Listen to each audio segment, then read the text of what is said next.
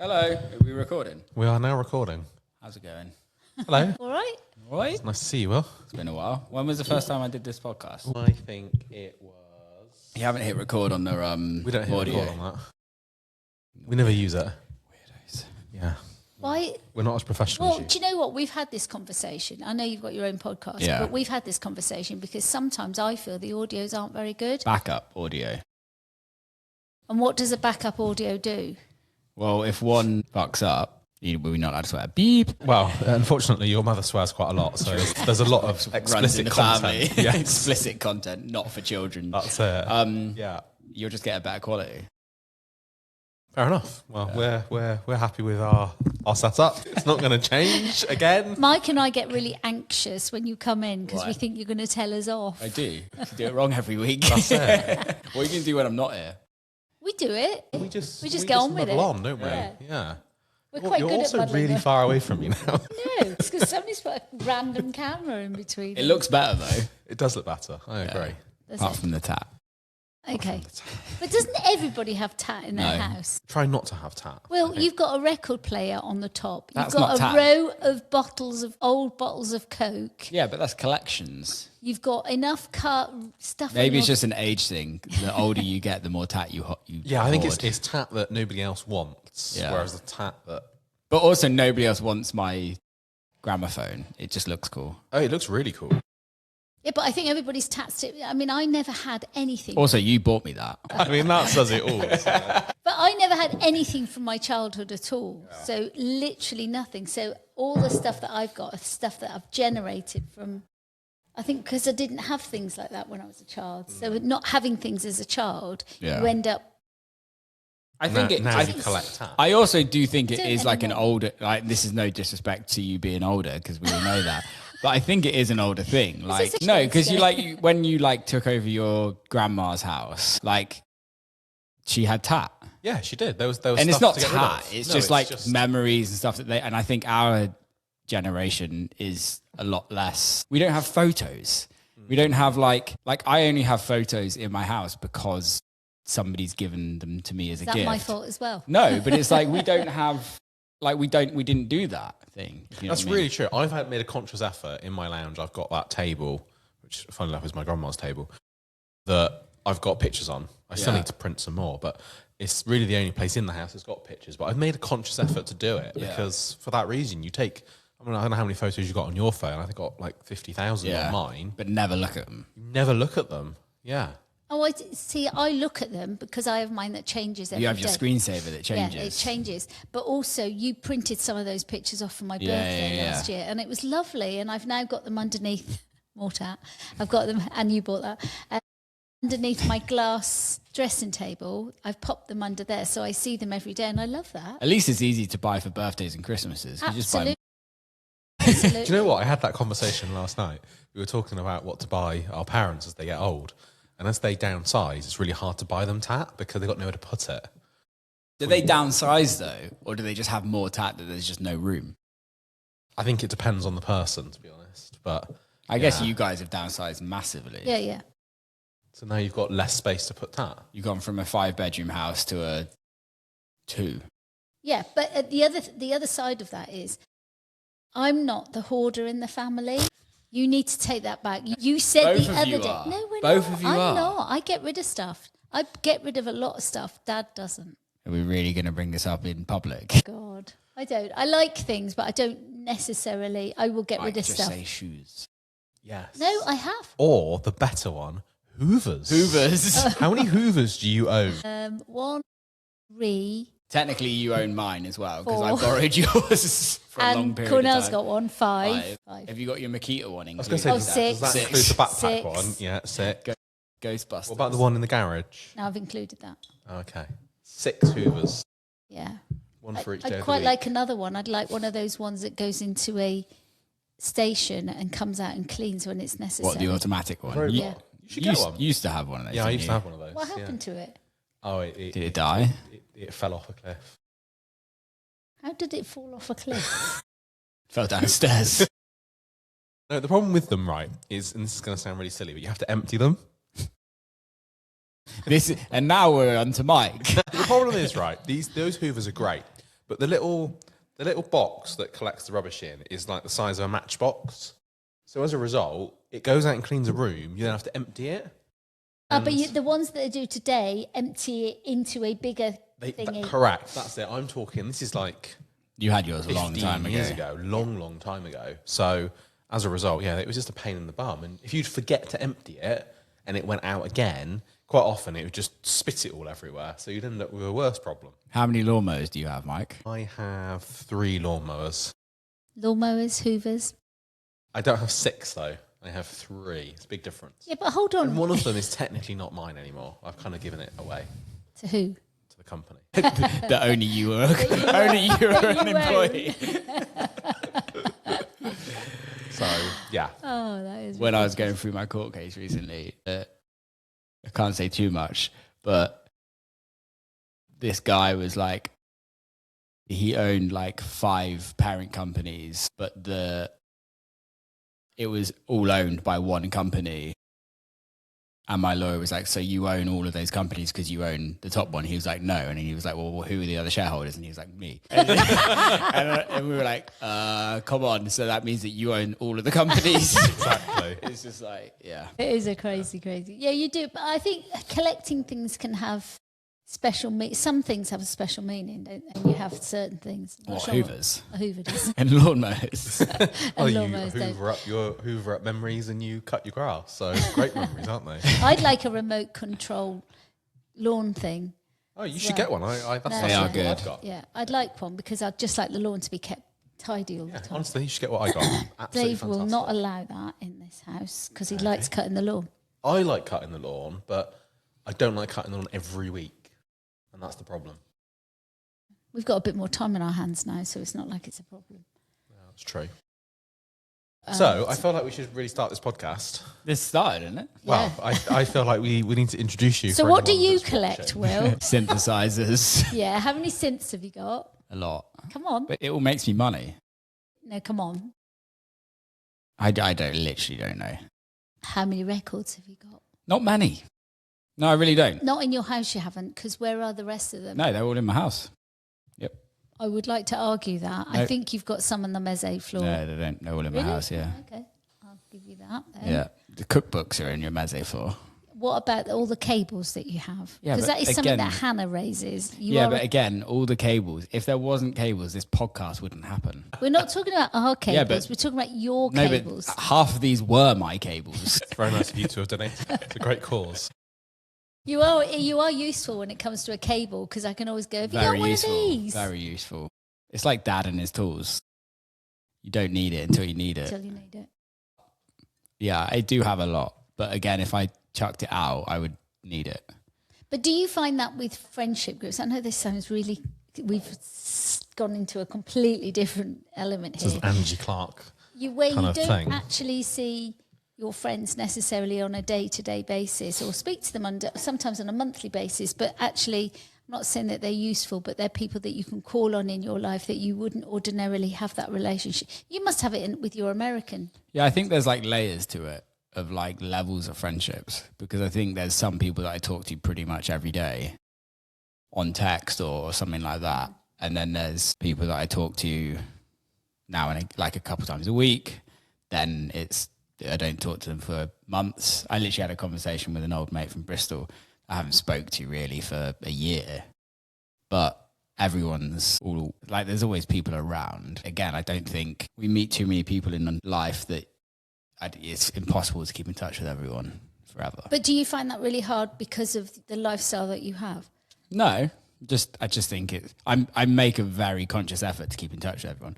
I think like living in another country, realistically, you think it's great because you think everyone's going to come and visit you, but realistically, no one comes and visits you. Mummy and Daddy did. Yeah, but that's slightly different, right? Yeah. But like, I also can't expect people to come and visit me because it's like everyone else has a normal life and has their shit to do on a day-to-day basis, have kids, have wives, have husbands. So it's like, I have to make a conscious effort to keep those relationships going. And it's not, I put it on myself. It's not necessarily, I don't put it on them to keep that because I know that my life is not a normal life to keep relationships going.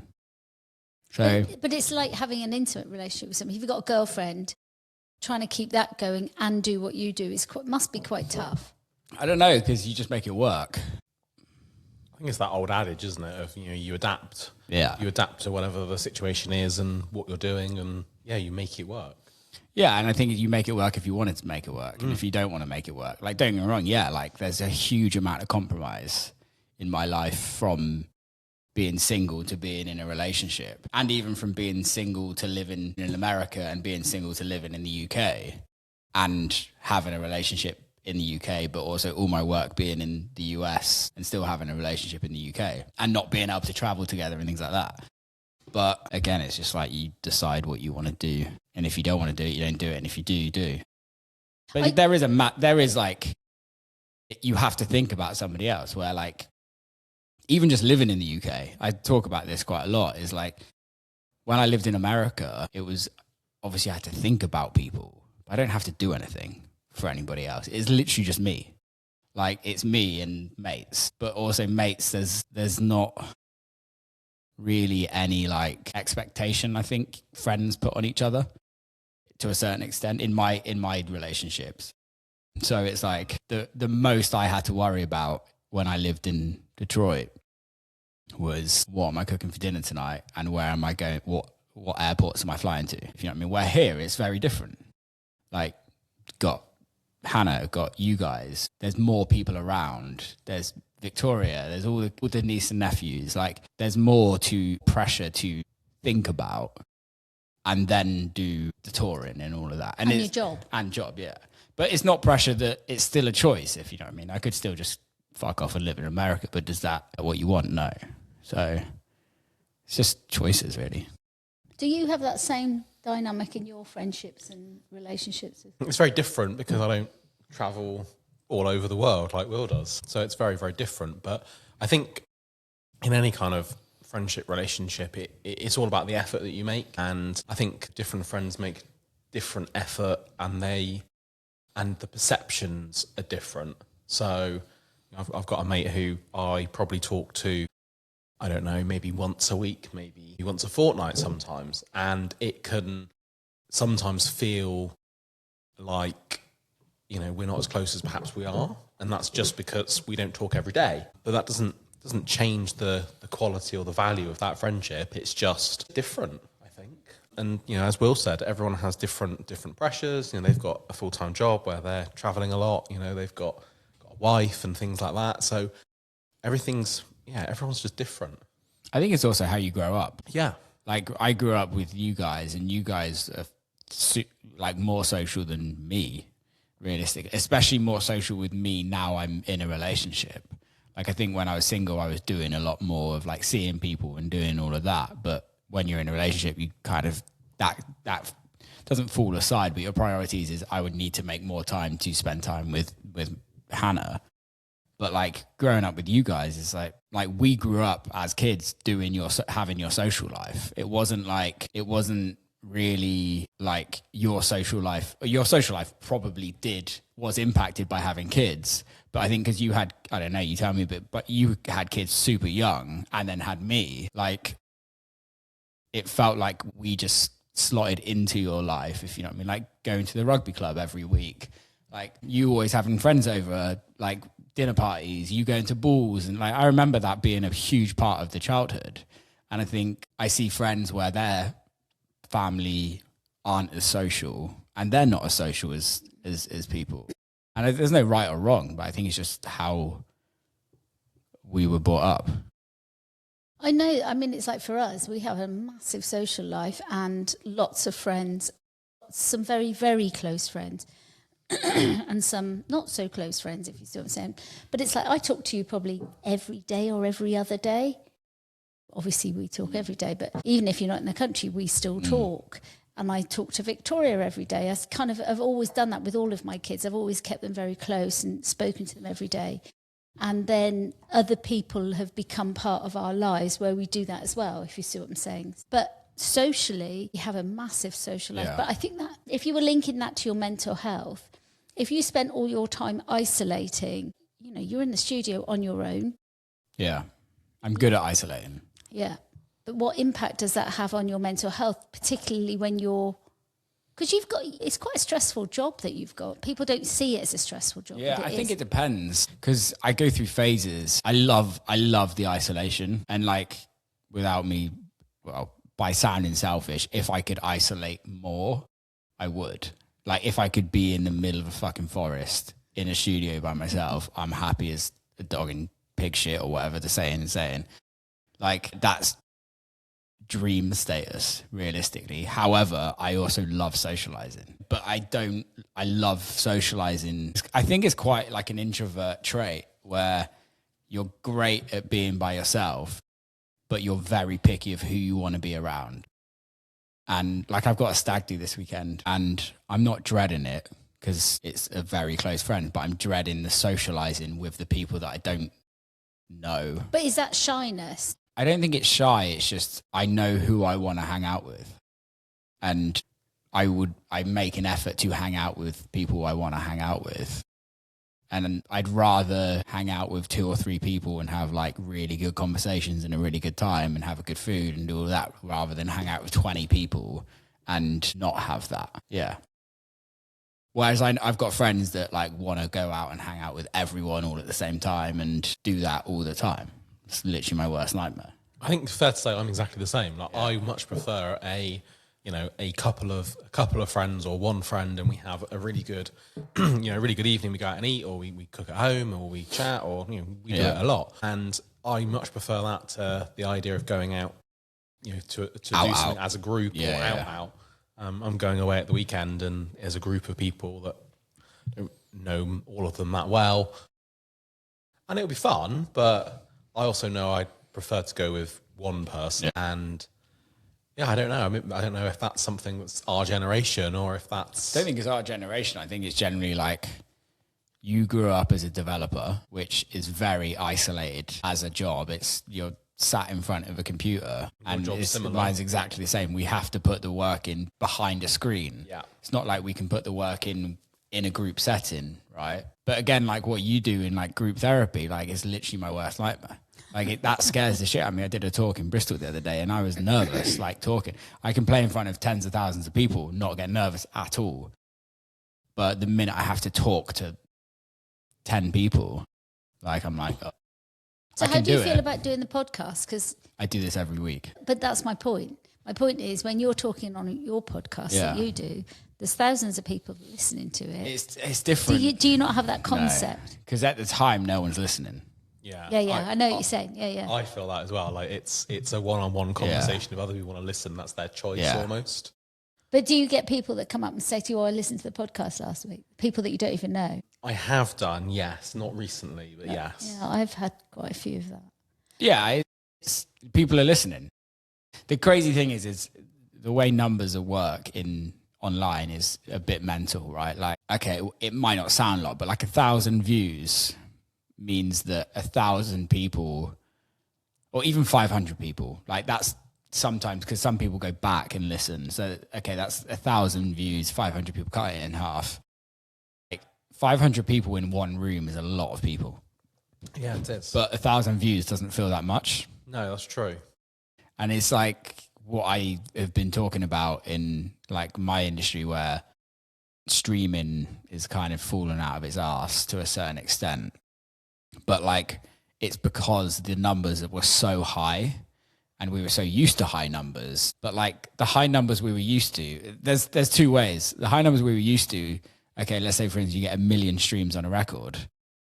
Cut that in half, which is 500,000, then cut that in half again, because most people generally listen like twice to a record, but you also have like background listeners that don't actually go to listen to that record. So let's say 250,000 people. 250,000 people is like Wembley 3 times. Like, you don't think about that. However, the issue is that, okay, so we're worrying about, okay, now we're not getting millions of streams, we're getting tens of thousands of streams.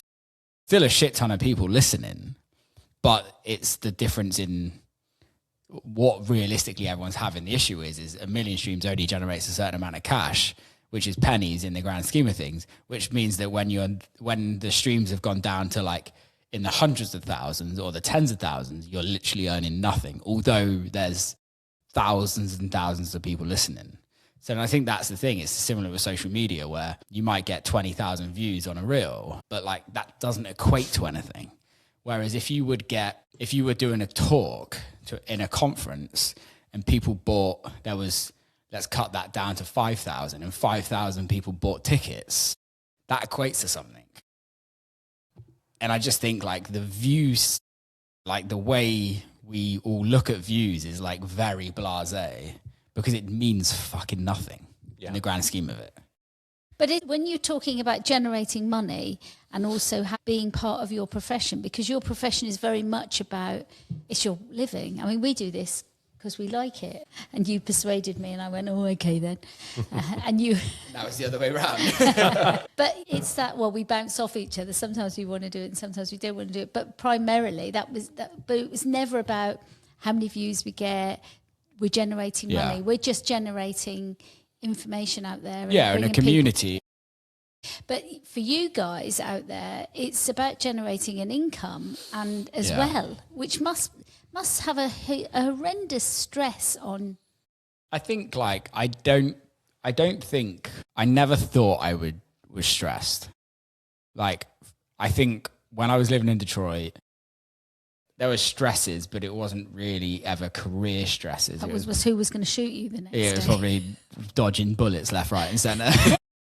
Or like it was like, oh, like life admin, like, oh fuck, I've got a flood in my basement and why have I bought this house and all of those things that you do when you buy your first house. But I do think it's become more stressful generally because just the way it is that it was very much based around a community. How many years did I do it and not earn money? And realistically, like the goal was to always earn money, but never knew that I was going to earn money, right? But then you go to earning money, you then build a business out of it, but it's still the same mentality of like, well, but then whilst that happens, the industry changes to then be more about finances because you build infrastructure and you build teams and you have to succeed. Otherwise, it's not just me it's just like you, both of you employ lots of people, right? It's not just me that I have to worry about. It's like Alicia, she has a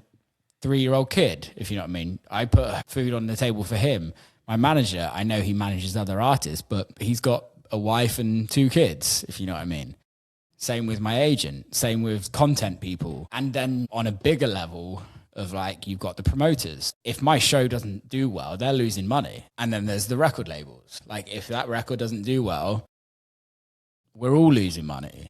And the margins are so small. So I think it does bring a lot of extra stress nowadays, but I don't know if that's because I've got older or just because it's changed. Do you think that the industry's changed because it's become more watered down in terms of everyone's now streaming, everyone's pushing content out in different ways, like on TikTok and things like that? And obviously, you know, lots of tracks now, records, they get a lot of promotion on like TikTok and then they become popular. So do you think the process has kind of changed a bit? I think what's happened is it's become more of a popular industry. Like in the 90s, I didn't start in the 90s, but like in the 90s, it wasn't a cool thing to do. Being a DJ wasn't a cool thing. You were like the nerdy dude. It was mostly dudes at that time. Like there was a handful of women that were doing it then. And then early 2000s, it still wasn't cool to be the DJ. Like you were put in the room, in the corner of the room and everyone would just dance, but it wasn't really about the DJ. Whereas where social media has moved things, DJs are more like rock bands, where rock bands tour and sell tickets, hard tickets. And now that is where the DJ culture is. But also on top of that, you have some of the biggest artists in the world are now DJs. And with social media, there's the access of, I could be that person. Whereas even me growing up, there wasn't anything really to look up at artists apart from being in the club and going, oh, that's Carl Cox, or oh, that's Fatboy Slim, or that's Faithless, or that's Chemical Brothers. Like there wasn't really a daily reminder that you could do that. It was like, whoa, like I'll buy their poster and put it on my wall. And there also wasn't that direct access to them. Like I couldn't message them. I couldn't contact them. I could go and DM Justin Bieber tomorrow, biggest artist in the world, and potentially he sees it and responds. That never happened back then. So I think what's happened is like DJ culture has become more popular, which then allows more people to do it, which is great, and it's great for the community and great for the industry. But also by that, there's the middle class of the industry. You got the kids that are coming through, which is great. You need that. But you got the middle class of the industry, which is like the working class of the music industry. You've got that just is gone. It's going. Right? And then you have the top 5%, and they take all of the money. Which again, they sell the tickets, so they should, right? The guys and girls can literally sell a whole festival out just on one name. Yeah. So like, they should be doing that. But underneath, it's the middle class is where your expenses are pretty much the same, but you're earning 10% of what the top are earning, which then means is like there comes a point when that middle class will go, and you will lose a lot of the culture around what the music industry is about. But also like, I think 300,000 get released a day. Wow, that's insane. So like, how can you as an artist expect to have, like, when we used to buy a CD, you would buy a CD and put it in your car or put it in your CD player and listen to it until you could afford another CD. Now you have 300,000 songs a day to go and listen to if you want. Yeah. And only pay $17.99 a month for it. It's not even that. I don't know think. how much is Spotify now. I don't know how much. You can get the free account, can't you? Yeah, you can also get it free. Get a free account. You just get ads. And just be ads just like radio. So realistically, like, it's wrong for us as artists to expect listeners to be engaged with us all the time. It's impossible. It's just, how big is your audience, and there's always a percentage of your audience that are always going to be engaged, like the super fans. But if you have like 1 million followers, okay, maybe that's 2% that are all fully engaged. But if you only have 10,000 followers, like 2% of that is nothing, right? And you can't pay your bills. But going back to the question, I think it's way more stressful. But it's also, why is it stressful?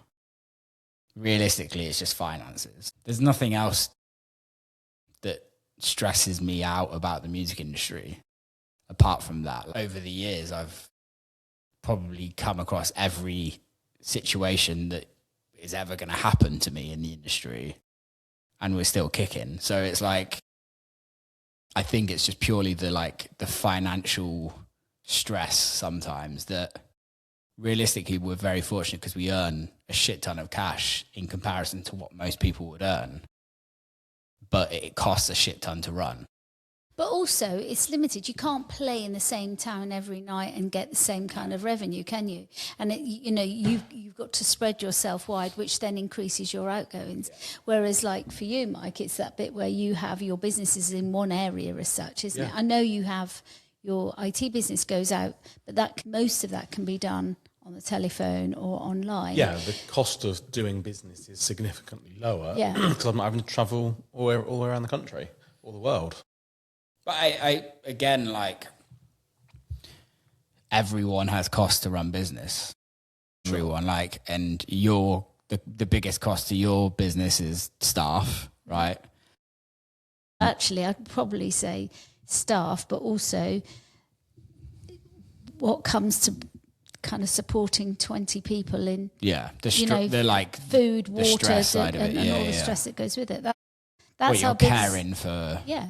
I mean, we've talked about this, the fact that what we get paid for somebody in a rehab, you would pay more than that to stay in a bed and breakfast for a week. Not even a bed and breakfast. Like, not even like what I would pay for a hotel. I've just booked 2 nights in a hotel in Detroit, and it's what you guys would get a week for a client.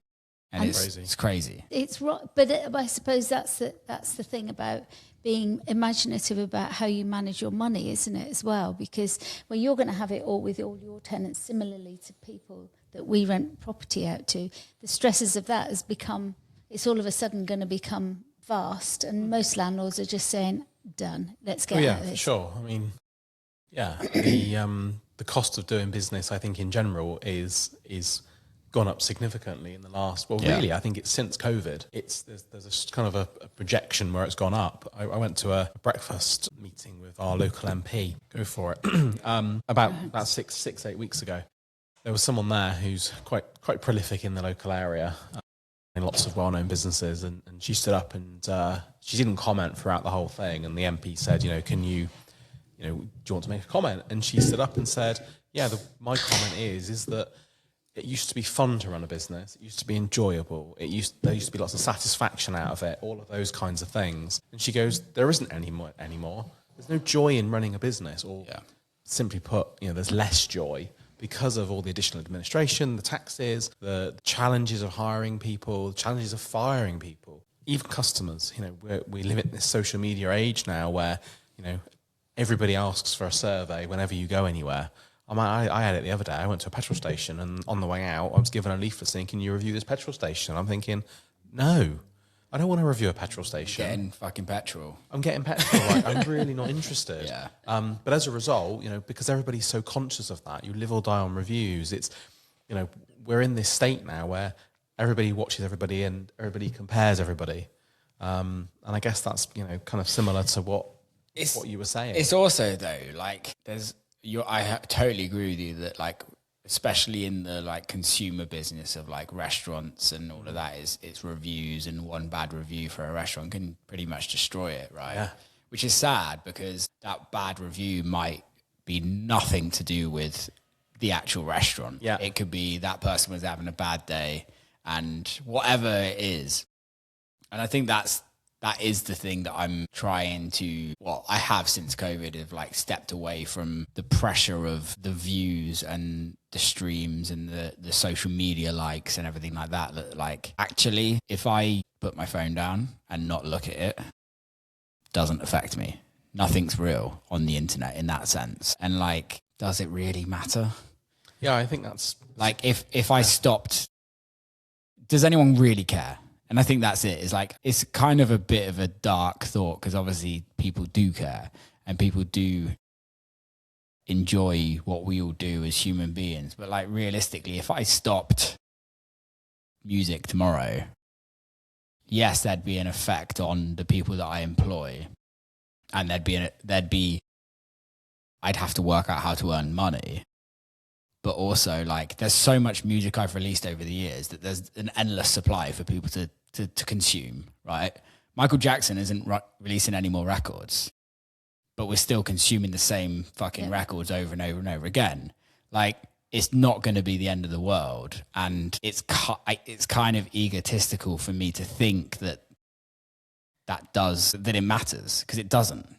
And it's not like I'm saving lives to an extent where if you guys stopped the rehab tomorrow, or you closed all your business down, there'd be homeless people. There'd be people that aren't getting the support, right? Whereas me, that you get the odd message to say your music changed my life and things like that, which is great to receive, but not saving lives out here. We're just fucking putting music out, and I'm being selfish because I'm doing what I absolutely love and hope that people like it. That's all it is. But really. I do what I love as well. And there's a sidekick there that hopefully, and I do see it in some of the work that I do, where you see the change for people. And there's a particular thing that I'm working on at the moment, and I'm really proud of that. Yeah. And I know that the particular person that I'm thinking about has had lots of interventions with lots of people. And yet now that I'm working with them, the change has been so significant. It's wow, I'm really proud of that work. But like you say, if I stopped, there's always somebody else that can come along and do it. Similar to your industry, there's always somebody on their back foot that can do your job. Can they do it as well as I can? I don't know. No, that's the thing though, isn't it? Is there's never going to be you again. No one can do what you can do. No one can do what you can do, and no one can do what I can do. And that's not being... Because it's personal to you. Yeah, exactly that. And I say this to so many people in music, is okay, you can go and copy the big dude or the big girl that's massive, but you're never going to be them. But they also are never going to be you. So it's it's a catch-22. But, and yeah, you're right. Somebody else can go and do your job. Somebody else can do my job. There's another 20, probably 1,000 people that would literally take my tour tomorrow, right? And they might do a better job than me, and they might not. But it doesn't really matter in the grand scheme of things. And I think, like, yeah, it is important to do what it's important to me, do it for me doing what I love. But there's a million things that I love that I would happily do as well. But I suppose it's what your legacy, you want your legacy to be, isn't it? You know, what does your legacy represent who you are? I think legacy for me is way more community, like very local. Like, what is my impact to the, like, my immediate family and friends? That's all I can control. Realistically, I can't control 20,000 people at Coachella that are in front of me. I can't. I have an impact, and they will all have their own memories about that. Right? But there's nothing else I can do apart from do what I'm being paid to do. Whereas, like, I think I've seen it a lot. There's been a lot of people that have passed away in the last 5 years in my industry, and they get a post on Instagram, and then not forgotten, but they're not forgotten in their direct families or their direct friends. And they're not really forgotten in the industry, but no one talks about it, right? Until it's their anniversary. And I think, yeah, they have a legacy, but let's look at Avicii. It's probably the biggest one that passed away in our industry a long time ago. I think it's over 10 years ago now. He affected a lot of people's lives through music, through touring, through family, business, all of that, right? But, like, what is the real legacy? Like, I don't know, because they get a movie about him, right? Or a couple of films about him. People talk about it in the industry. Does it really matter? I think the thing that does matter is what you do around your family and friends. And that's what, because realistically, I could, again, go delete Instagram tomorrow, delete TikTok tomorrow, and people will move on. People have to move on. They will, because that's what happens, isn't it? You have to. You go and look for them and go, oh, they're not there anymore. Oh, well. Right. And that's just what happens, yeah. But that person is still, if you're looking for them, they're still part of you in a sense, because you've remembered them. Yeah. But I suppose what you're saying is, how long do you remember somebody for? How long does the impact of them have? Let's use Maxi Jazz, like the lead singer of Faithless. Like, he passed away, and I think I cried when he passed away. Like, that guy's had so much impact on my life. He will never know that, right? No. And I will carry that for the rest of my life. But isn't that important that he's done that?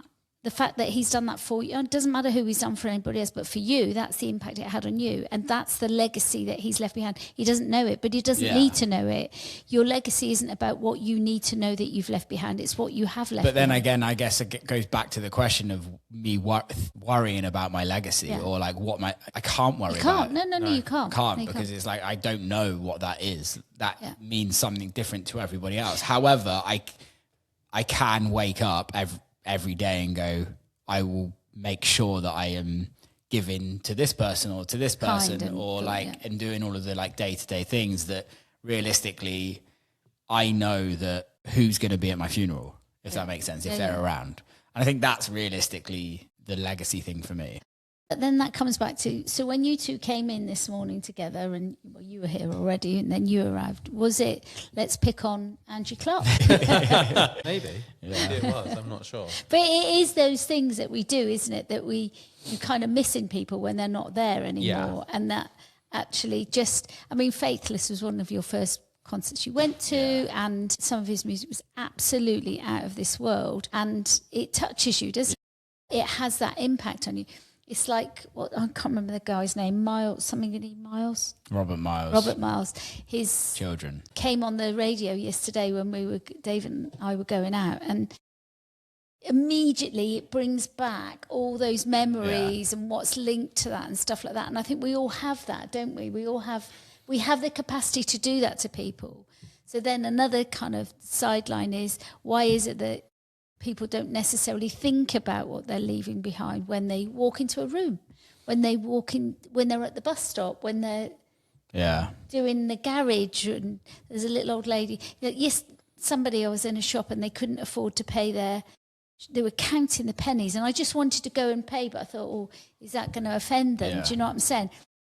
But my mind was, well, at least I thought that. But it's also, it's like, I think it's more so, what do you do it for? Do you do it? I think sometimes there's hidden agendas. Yeah. To a certain, there's expectations of back to like that you're going to receive something back. And I think if the morals are you're doing it for nothing back, that I think that's legacy building. But I think when you post it on the internet and show everybody, that's not legacy building. That's it's business. Yeah. It's business growing.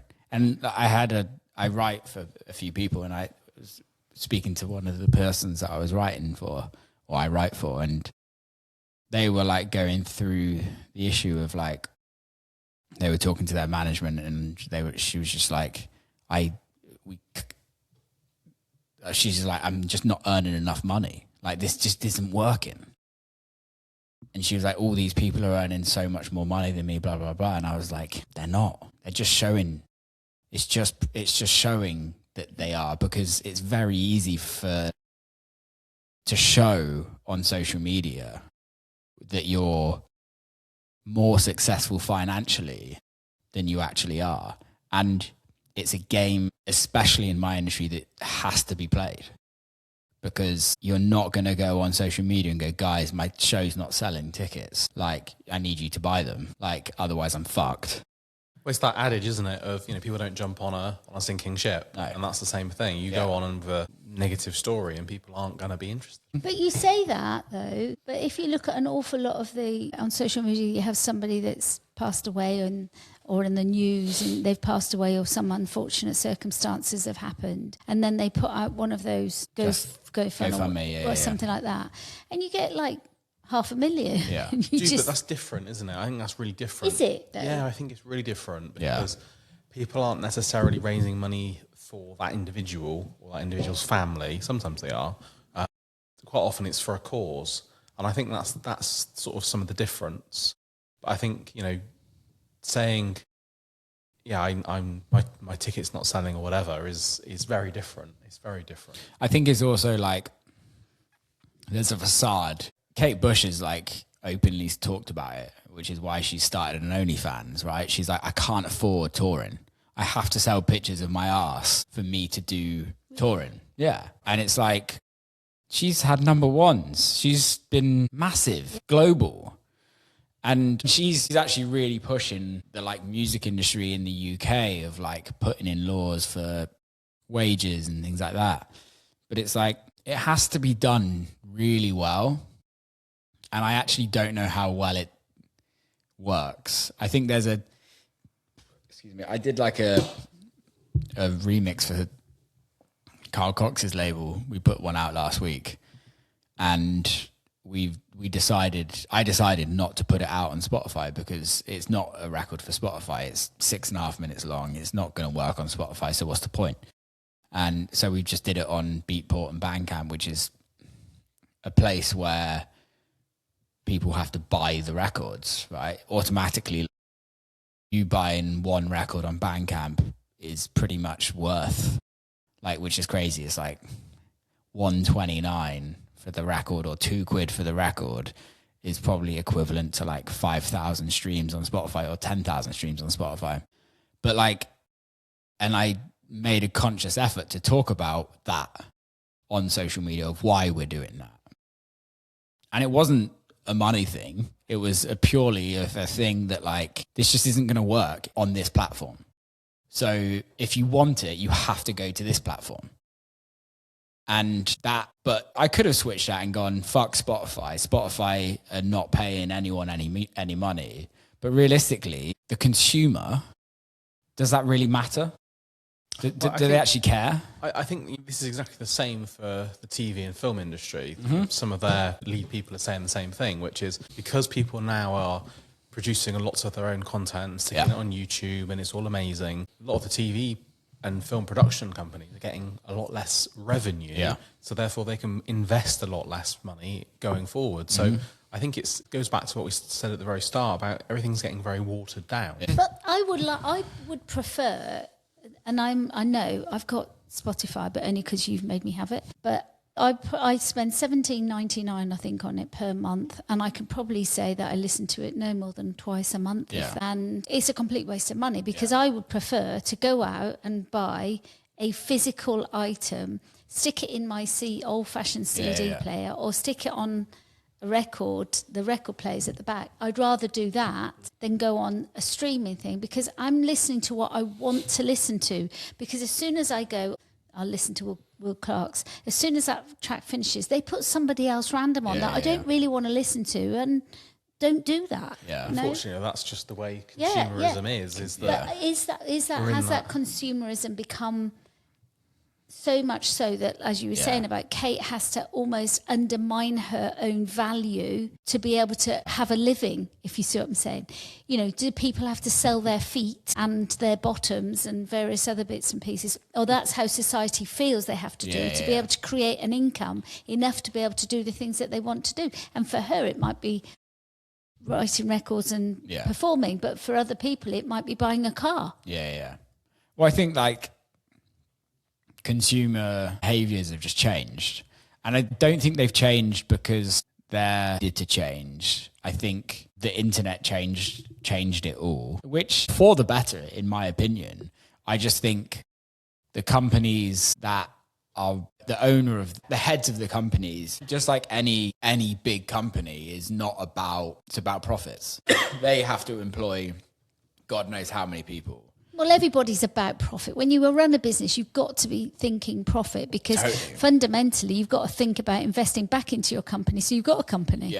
If you don't, then you're not a good business person, you know. And I'm aware that for our business, what we do is we have a certain amount of profit that we put to one side so that we can make sure that we can still function. It's exactly the same as the charity. The charity has a reserve of money that we hold on to in case something goes wrong, and then we can close up the charity in a responsible manner. You know, any good business owner would do that. They don't live on the knife edge all the time. No. And I guess the question is where is that balance? I think you're right, and picking up on your comment about the internet's made things better. We're obviously in this new phase now of AI. What impact is AI having or going to have, do you think, on your industry? It goes back to commerce and art. And that's the weird thing of there's an interest in, it's two parts of the industry now, which it always has been. There's always been the record labels and there's always been the artists, right? And they always hate each other, but they both need each other. And the record labels make millions and the artists don't necessarily, unless you are in the top 5% of artists. But the record labels don't really change in a sense of they still have to make money. When it comes to AI, if you're a record label, if you can make... A record label doesn't matter really about live music. It does, because live music back in the day is you'd sign an artist, you'd put them on tour, they'd promote the album, album gets sold, right? And it still is that now. My streams, my followers go up when I play a show. It's just how it is. You're in front of more people. However, there was an artist, an AI artist that was Billboard #1. And that's created by a team, which you could go on Suno or Udio and literally do that yourself. You could go on ChatGPT, go write me a country song, lyrics, put those lyrics in Suno, and go make me a country song with a white Texas accent, gravelly voiced man, and make this sound like it came out in the 60s. And you could make that, and then you could create that as a profile and then release that as a record. And you could build social media up around that one person. If you had the cash, you could put a shit ton of money behind it, run a shit ton of ads, and it can turn into a business. And realistically, the cost of it is only the marketing. There's no 20 years of learning how to play the guitar, 20 years of learning how to write records, there's none of that. And that's where the consumer and art, just like commerce and art, is just two completely separate things. Like, is affecting the industry, but also with that AI artist, it's just background listening. It's just listening. It's not actually like consuming that person's stories or seeing them live. That person can never play live, or it's not even a person. That computer can never sing live. The closest thing they do it is like a animation or a hologram, right? But realistically, it's just purely printing money. That's all it is. And I think that's also what you have to ask yourself when you're going into the music industry or any creative industry is, do you want to make money, or do you just want to create art and hope that the money gets made? And I think that's realistically the issue in the music industry, is that the boundaries get blurred. But they've always been blurred, haven't they, in the music industry? And I think it's just depends on what is current. So at what level, yeah. We're near to the end of this podcast. Is there anything you'd like to say? You're looking at the clock. I was looking at the clock. Where is the clock? It's over there. No, I don't think so. Mike? No, thank you very much for coming on. It's always a pleasure. No worries. I'm not talking about any of the things I had on my list, but what are the things on your What list? was on your Oh, just lots of little things I was going to Oh, ask what? you. Ask. Do you want to briefly talk about what you're launching in May? What am I launching in May? No. Okay. Oh, now everybody's going to be asking that question. we can blur it out. I can't remember. We were going to talk about your girlfriend and your sex life. Oh, lovely. We'll end it there then. Thank you very much. Yeah, what's the time?